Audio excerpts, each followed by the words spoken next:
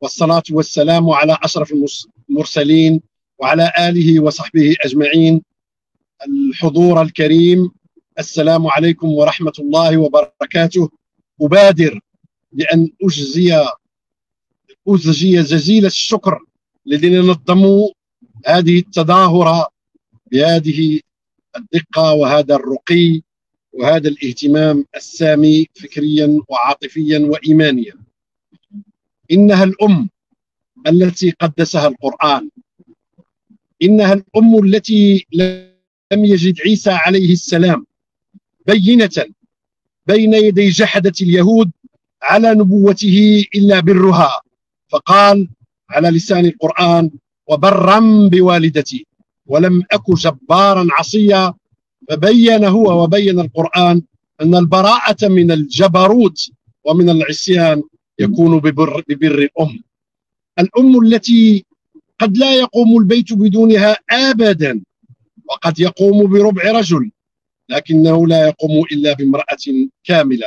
الأم مانحة الحياة والحب والمعنى والحنان، حاء وحاء وحاء. الأم التي لسان حالها مع وليدها: إن أحبك 1000 فأنا واحدة منهم، وإن أحبك واحد فقط فاعلم أنني هي، وإن لم يحبك أحد فاعلم أنني أم. الأم التي قالت عنها إلين هنفر بلغة الفطرة الإنسانية المشتركة: فن الأمومة وتعليم فن الحياة للأطفال. الأم التي لو وكل قرار الحرب إليها لما قامت حرب أبدا، لأنها تعلم بعقلها وقلبها أن كبير أبنائها يؤخذ إلى المعركة وأن صغيرهم يؤخذ إلى التشرد واليتم. علمنا القرآن ذلك عندما أجاب علماء ومستشارو وعسكريو بلقيس بذلك الجواب الذكوري الغليظ: نحن أولو قوة وأولو بأس شديد والأمر إليك. فقالت: إني مرسلة إليهم بهدية فناظرة بما يرجع المرسلون. هذه الأم في تاريخ المغرب كما في تاريخ البشرية والإنسانية جمعاء، كما في تاريخ الإسلام العظيم المجيد الممتد بمحور طنجة جاكرتا، هي صانعة الرجال، وهي في المغرب كانت وما زالت كذلك. سوف أقتصر في حدود ما سمح لي بذكر 3 نساء صنعنا الأبطال، حافظنا على القيم، بنينا الرجال، خلدنا الأجيال، وكانت بصمتهن على المغرب بصمة دامغة وازنة إلى يومنا هذا. إنهن 3 لسن لأنهن كذلك، بل لأن الوقت يحدني: زينب النفزاوية، وأم قاسم المرادية، وخنة بنت بكار. أما زينب النفزاوية وأتكلم عنها كأم، ولن أتكلم عنها كزوجة وكعاقلة وكمستشارة وكسياسية وكحصيفة وكداعية وكمربية وكمؤطرة وكموجهة وكمنقذة للمغرب من صراع كان سيكون محتوما لو اصطدم أبو بكر بن عمر اللمتوني مع ابن عمه يوسف بن تاشفين. إنما أتكلم عنها كأم. زينب النفزاوية التي أجمعت كتب التاريخ، ويا للتناقض ويا للمفارقة، على عظمة ما قامت به في تاريخ الدولة المرابطية، مع شح شديد في المعلومات. وإنما هي خلاصات أجملها ابن خلدون عندما قال عن زوجها يوسف بن تاشفين: ثم تزوج زينب النفزاوية فكانت طالعة سعده وهادية رأيه، ولقد لقي من سندها ورأيها ما كان به ابن تاشفين القوي الناجح، أو كما قال. سأتكلم عن زينب النفزاوية التي ربت ليوسف بن التاشفين ابنه عليا. لشح المصادر لا نعلم هل هي التي أنجبته، أم أنها لما تزوجت أباه كان وليدا بين يديها، فكانت فرصتها أن تصنعه كما صنع موسى على يد آسية بنت عمران.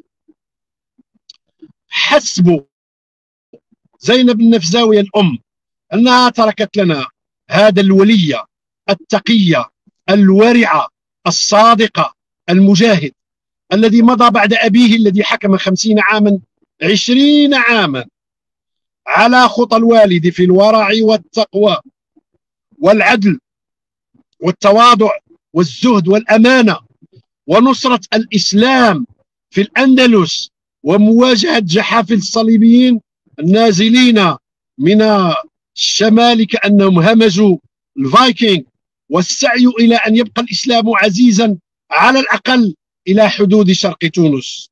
هذا الرجل الذي لولا ما ابتلاه الله به من ظهور من سمى نفسه المهدي بن تومرت لا كانت أحوال الحكم في عهده ومن بعده في ذريته لا تقل قوة وعزة وتمكينا واستقرارا واستمرارا عما كان في زمن والده العظيم المؤسس الفعلي وقمة الدولة المرابطية يوسف بن التاشفين. لقد ربت زينب النفزاوية عليا، وقد إما أدركت أباه وهو طفل صغير، وإما هي من أنجبته فربته على الإيمان وربته على التقوى وربته على طاعة والده وربته على تعلم الدين وعلى حفظ القرآن والإقبال على العلوم، وربته على حياء خاص إذ كان حييا وكان وهو الملك المتوج المفوه يجلس في مجلسه ويطرق الرأس، وحسبه ورعا أنه مكنه الله بيسر ومجانا من أخطر أعدائه وهو المهدي بن تومرت، إذ جاء إليه يسعى على قدميه ودخل المسجد الجامع في مدينة مراكش الذي سمي لاحقا مسجد الكتبية، وجلس وناظره وحاوره بكل جرأة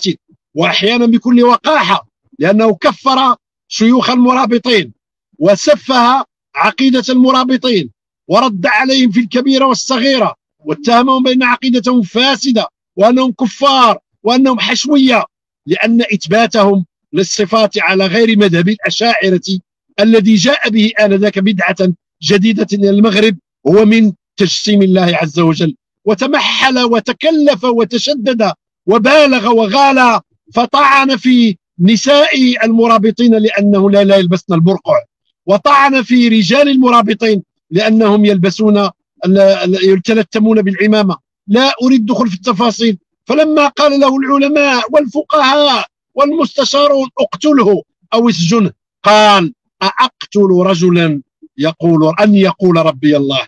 هذا هو ثمرة زينب النفزاوية، ولها ثمار أخرى ولكننا نقتصر على ثمرة زينب النفزاوية الأم الصانعة للأبطال الصانعة للعمالقة الصانعة للقادة. أما أم قاسم المرادية، هذه المرأة للأسف التي هي أكثر خمولا داخل المصادر. إن كانت زينب النفزاوي مشهورة ومذكورة ولكن المعلومات شحيحة، فأم قاسم المعلومات عنها أشد شحا وهي لا مذكورة ولا مشهورة. لكن دعوني في كلمات أقول لكم من هي أم قاسم المرادية. إنها أميرة مغربية من مواليد مدينة آسفي، كتب الله لها لظروف ذهبت للحج وعادت إلى مصر أن تبقى بدون زوج، إما رافقها زوجها وتوفي واعتدت، وإما أنها لم تكن متزوجة أصلا، وإما أنها ذهبت وهي أرملة، فتعلق بها أمير وقائد عسكري عظيم من بني مراد، وسميت المرادية نسبة إلى زوجها، ما هي سفيانية من آسفي عبدية من عبدة، وكان من بني مراد وكان بطلا، وكان بنو مراد معدودين في الممالك القادة، فتزوجها وأنجبت له ولدا واحدا ليس مشهورا باسم في التاريخ، وإنما مشهور باسم أمه، فاسمه ابن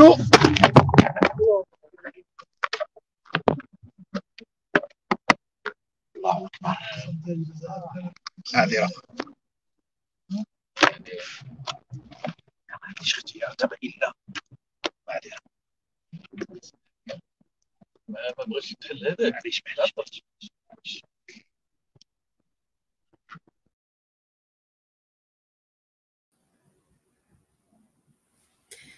نحن دائما مع مداخلة الدكتور المفكر الإسلامي المقرئ الإدريسي أبو زيد في موضوع شهادة التاريخ على إسهام المرأة المغربية في الدفاع عن القيم والمحافظة على الهوية وصناعة الأبطال. ربما سينضم إلينا بعد قليل ليتمم الحديث أو ليكمل الحديث عن نماذج نسائية في المجتمع المغربي. تحدث عن زينب النفزاوية، وثم يتحدث الآن عن أم قاسم المرادية، وسيتحدث عن خناثة بنت بكار المغافرية. هو قال بأن كانت المصادر التاريخية شحيحة نوعا ما، حتى وإن كانت كتاب التاريخ لم ينصفوا المرأة المغربية، لكننا نرى صورة الأم المغربية في أبنائها وفي النماذج المشرقة في التاريخ المغربي ذكورا وإناثا.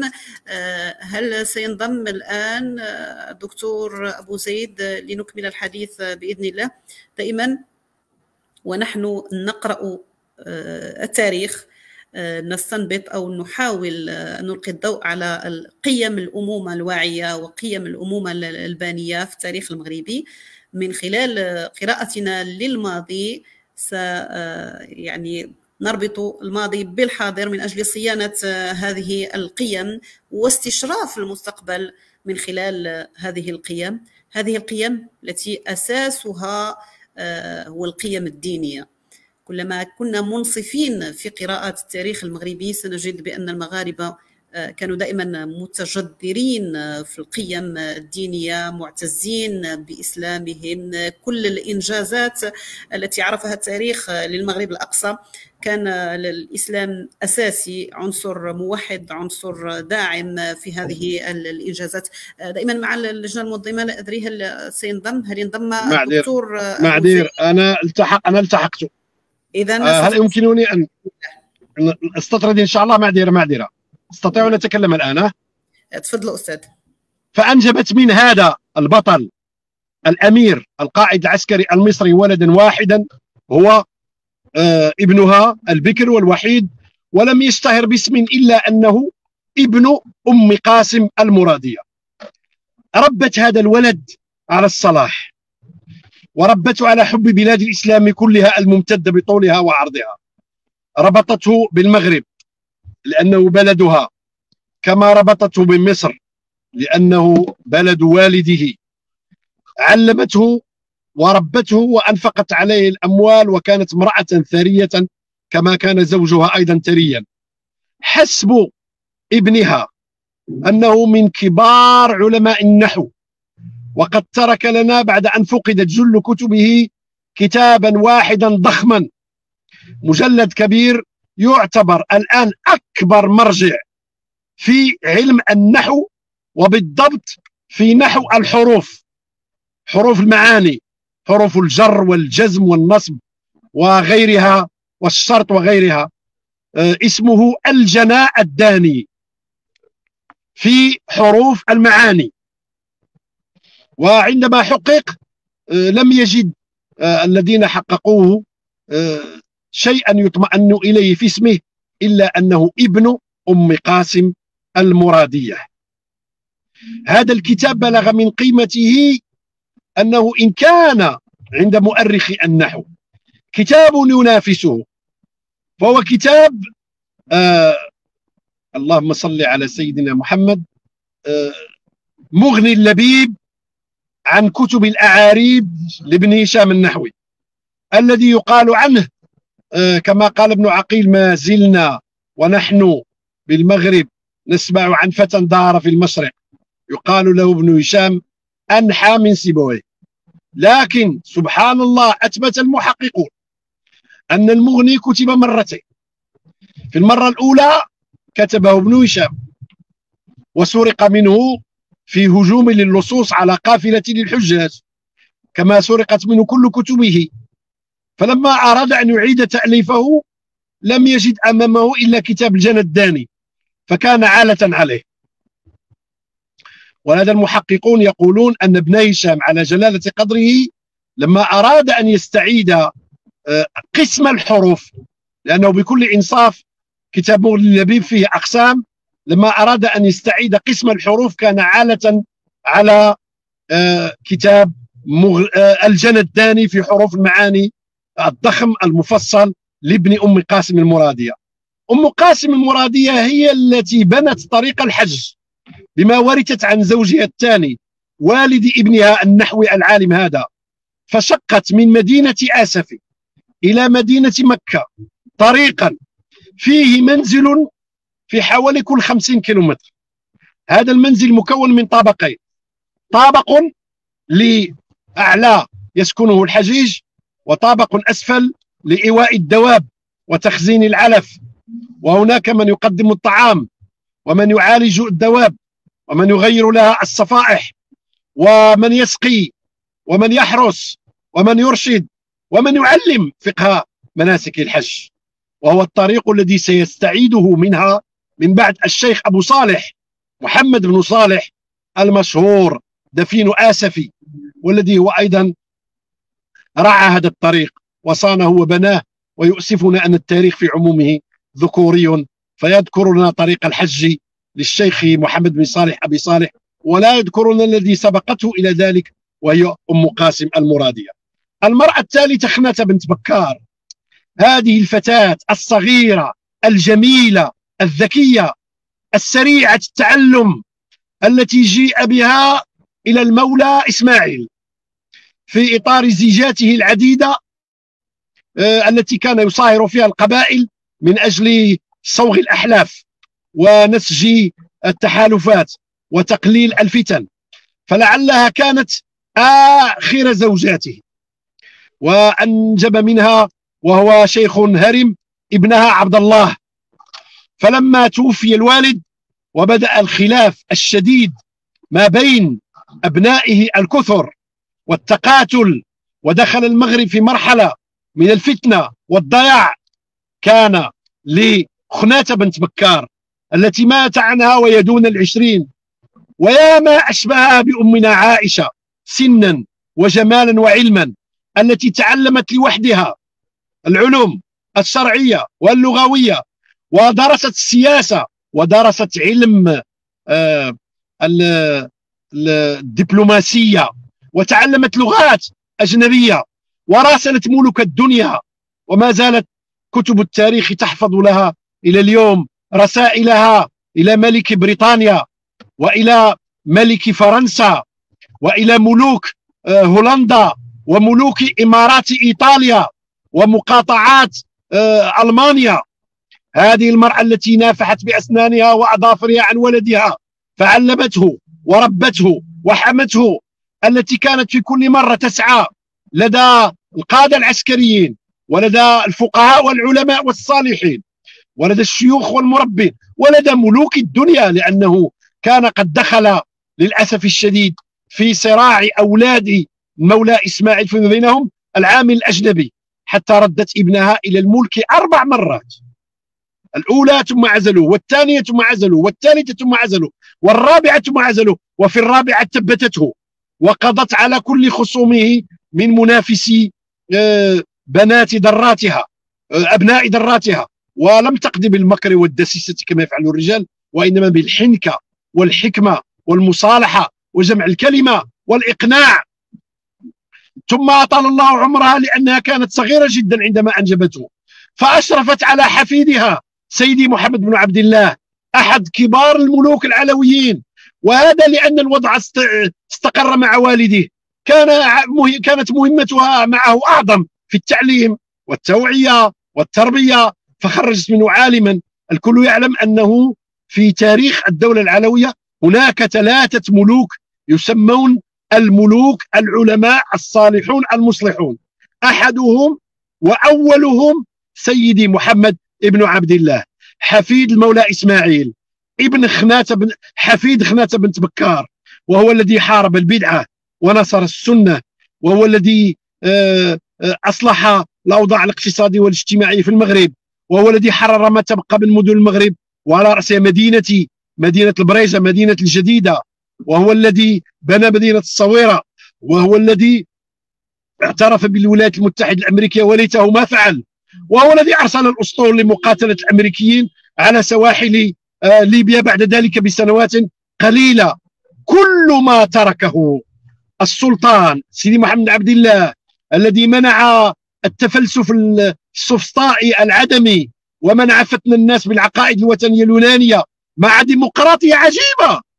لقد كتب ظهيرا شريفا يقول فيه: من أراد أن يعلم هذه العلوم الباطلة فليجلس في بيته وليجمع أصحابه وليعلمهم هذه العلوم. وقال: أنا لا أمنع هذا، ولكنني أمنع أن تكون هذه العلوم في المدارس وفي المساجد. بالمقابل دعا إلى التوسع، ودعا إلى عدم الاقتصار على فقه الفروع، ودعا إلى إصلاح مناهج التعليم، ودعا إلى تعليم التفسير وكان التفسير قد نسي، والحديث وكان الحديث قد ترك، ووسع مدارك الفقهاء وآفاق الطلبة. كل ما نقرأ في التاريخ عن الإصلاحات الإدارية والسياسية والعسكرية والعلمية والشرعية والعقدية والتواصل مع العالم الإسلامي والسفارات الناجحة، السفير ابن عائشة وما أدراك ما السفير ابن عائشة، أسطورة الدبلوماسية العربية المغربية الذي استطاع أن يفتك مدينة العرائش من الإنجليز سلما. من كان يخرج هؤلاء أباطرة الاستعمار إلا بالحرب في كل مكان؟